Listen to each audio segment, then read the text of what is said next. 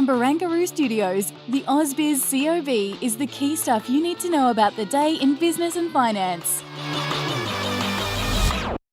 Good afternoon and welcome to the COB, all the stuff you need to know in the day in business and markets. I'm Kyle Rodder with my colleague Danny Akuye, of course. And Danny, I guess a positive day. The RBA maybe putting a little bit of a cherry on top of things in that last hour and a half or so. Indeed. Gave the market a bit of a spur on, although some of the momentum was lost a little bit later. But the ASX 200 up about 0.5%. And look, the CBO 200 up 9 points, or 0.6%. So no one would be complaining for that. No, and of course we did have a good lead from Wall Street, as you can see. So it wasn't all the RBA, but certainly gave us, well, spurred us on just a little bit with that, well, perhaps dovish hold, you could say. And just pointing to there too, the Aussie dollar, which we'll get to in a moment, down as one would imagine. But let's just stay on the theme of equities for now and just crisscross at the areas of the market that have performed well today. Mining stocks generally higher across the board. Rio Tinto down by 0.3%, but the lion's share, BHP and Fortescue amongst them, up for the day. Danny, also tech stocks were the best performing sector in the market. WiseTech Global, your favourite, I think pushing to another record high, if I'm not mistaken, at $86.64 per share. So, and Zero2 back to around $124. So some broad-based strength there when it comes to our tech names. Absolutely, and no surprises. If it looks like we're finishing the rate hiking cycle, then clearly long duration assets or interest rate sensitive ones will do well. Exactly, and the picture is painted there. Let's look at the retailers, because if there's one sector of the market that has rallied a little bit over the last few days as rate hike expectations were priced out, it's certainly some of those discretionary names. And while I can't necessarily say that a move like that of JB Hi-Fi today was entirely because of the RBA, certainly couldn't have hurt, and we were up 2% there. Some other names, Premier Investments as well, 1.5% higher. Eagers, the exception, down by 1.4%. Harvey Norman up by 0.5%. And flipping over the page, a little bit more mixed, but well, dovish has been one of our favourite barometers, hasn't it, of sentiment towards the consumer discretionary space, up by 0.5% as well. Absolutely, and although we might touch on it later, some of the smaller caps in terms of discretionary consumer doing really well, like Redbubble, believe it or not, and also City Chic.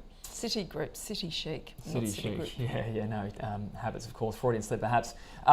Some other things going on today too. Like we said, a strong lead from Wall Street last night, looking, well, like it's supported us today too. Some interesting data out of China, actually rather mixed, but last night some more rumblings in out of China that there might be some sort of policy support. I had a really interesting conversation with Vishnu Varathan from Mitsuo today, perhaps voicing somewhat of his frustration about how we've had a lot of, well, I guess statements of intent from policymakers there, but nothing necessarily too tangible yet. But it's one of the reasons why we had the material stocks a little bit higher today. Yeah, it'd have to be. I haven't seen what's going on with the iron ore prices because obviously they were very weak last Friday and yesterday. But look, hope is springing eternal that something is going to happen there, because those, was it the PMIs yesterday out of China were, again in contractionary mode. So I guess people are just saying, ultimately, the government, the Politburo, they have to do something.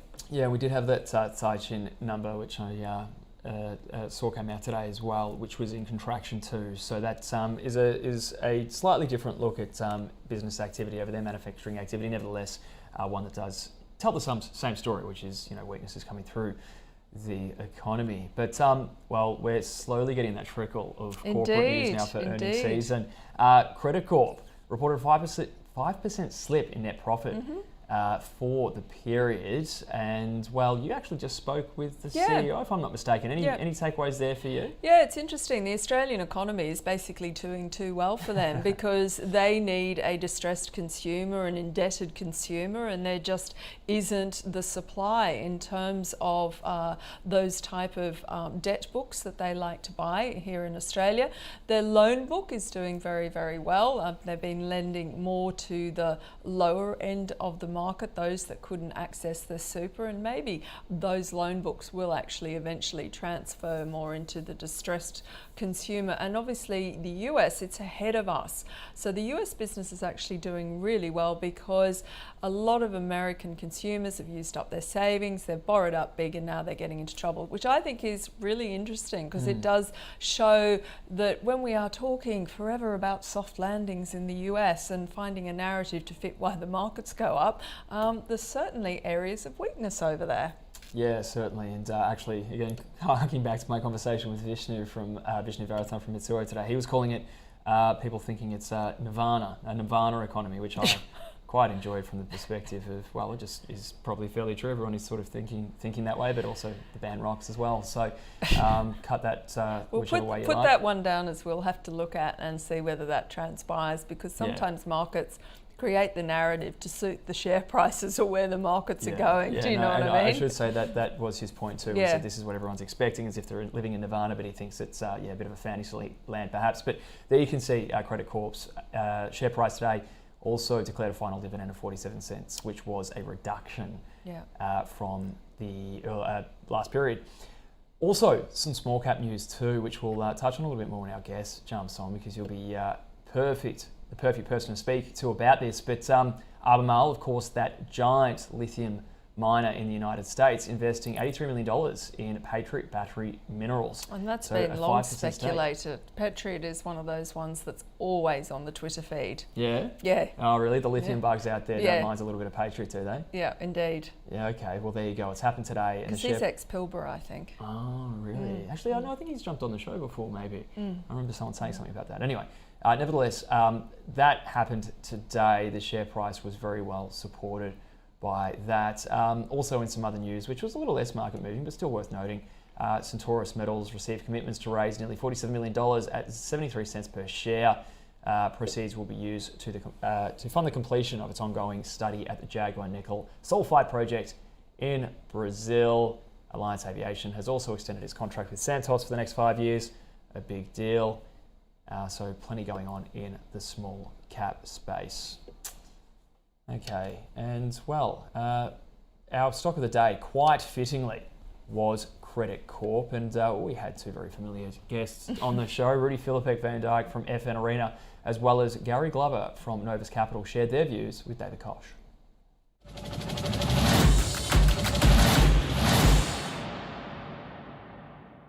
Michael is going to be on a positive trajectory here moving forward. So do like this stock here. I'd just be probably waiting for lower levels. I think technically I sort of exited around that sort of 22.50, 23 zone, just because a bit of a sounds funny here, but like a Elliott wave sort of pattern there, just looked a little bit long, a little bit overstretched. So I'd probably be looking for a re-entry closer to $19 there to come back there. So got down to 20 today. So watch this closely here, but probably happy to go back in here, but probably just a little bit lower. And Macquarie recently rightfully pointed out, if you pay attention to the competition, they see a growing number of non-performing loans. Right. Now there's only a question, at what point does that turn up in their books as well? Yeah.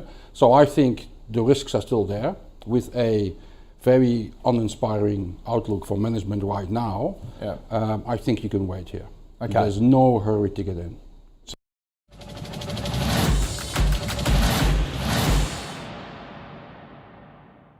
Okay, well, I know Gary for a little while was saying that the technicals, because that's the way he looks at the world, was setting up reasonably well. He's discussed that in the trade. He's probably a little bit more cautious at the moment, and of course, Rudy's saying as well that maybe now's not the time either. No. So, well, like we said off the top, if you're pretty bearish in the Australian economy, there might be your chosen play.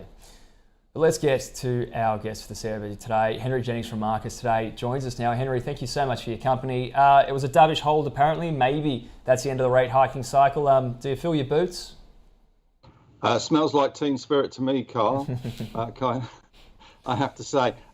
Do you fill your boots? Well, I don't know whether it was dovish or hawkish, to be honest. It was pretty much a revamp of what we had last time in terms of it was pretty much a cut and paste job, wasn't it? Let's face it.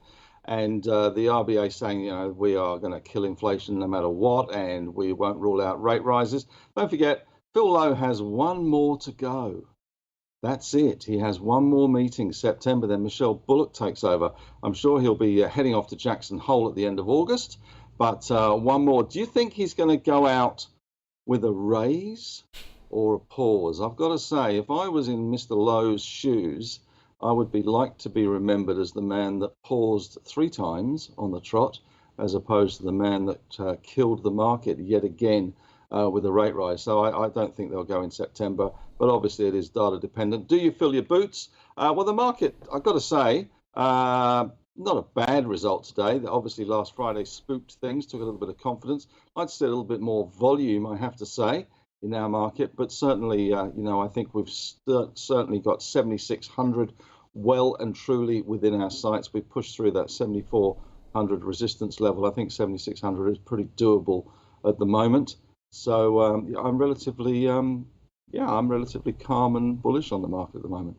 Oh, well, there indeed. It looks like the Aussie dollar's actually taken the full brunt of that pause at the moment. That's actually being crushed. It's down about almost down 1%. But nevertheless, I'm not going overseas, and I don't know if you're heading over, Henry.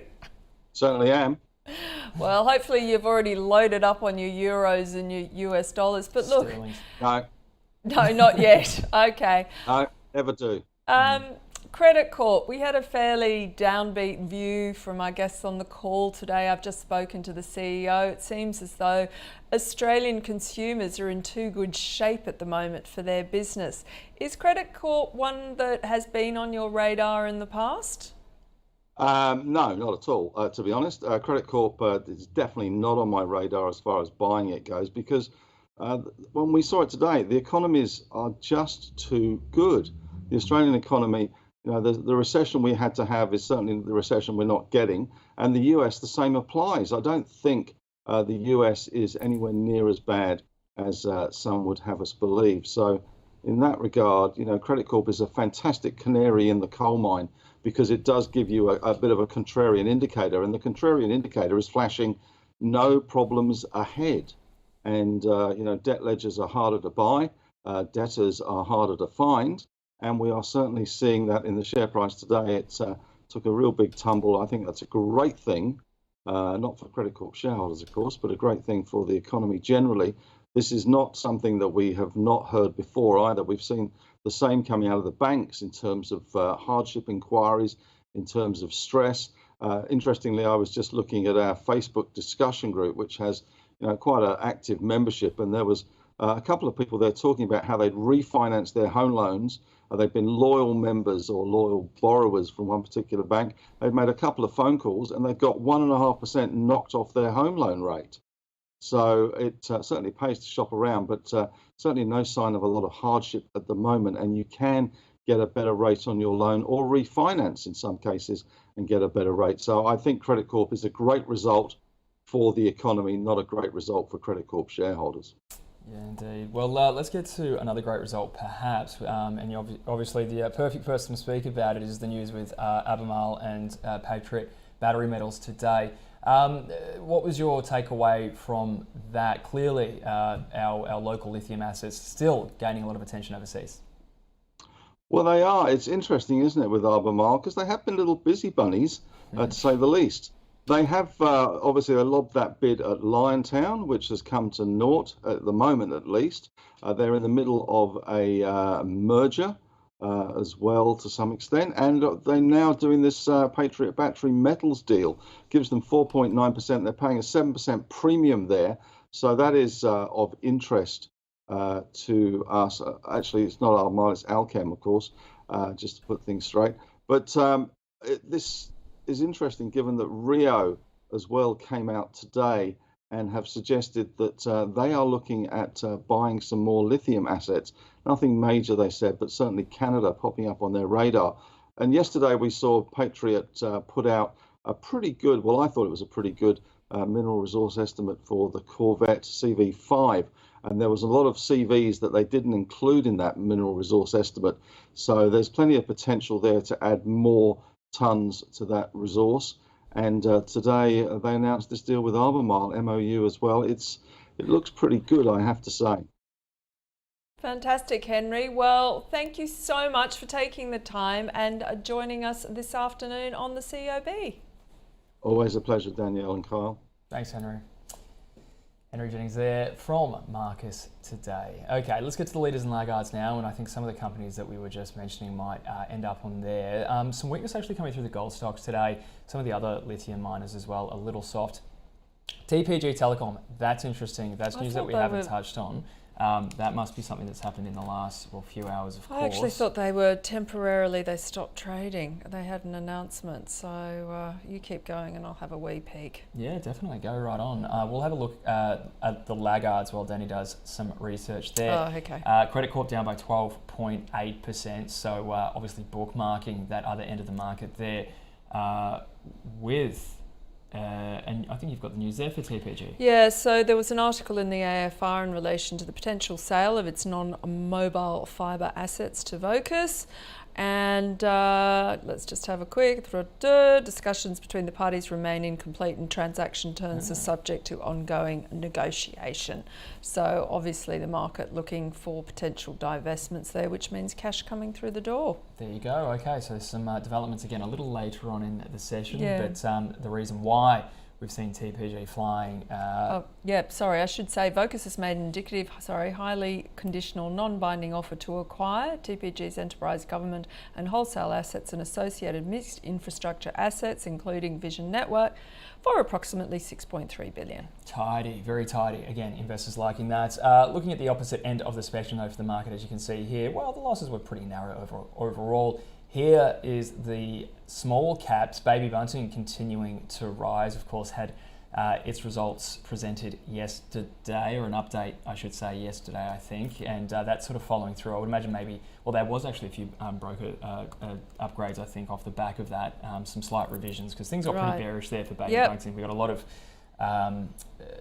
downgrades and also profit warnings coming through over the last few months. So that full year results came out yesterday, a little bit better than expected. So maybe turning the tide there as far as sentiment. Always got to be, I suppose, worried too.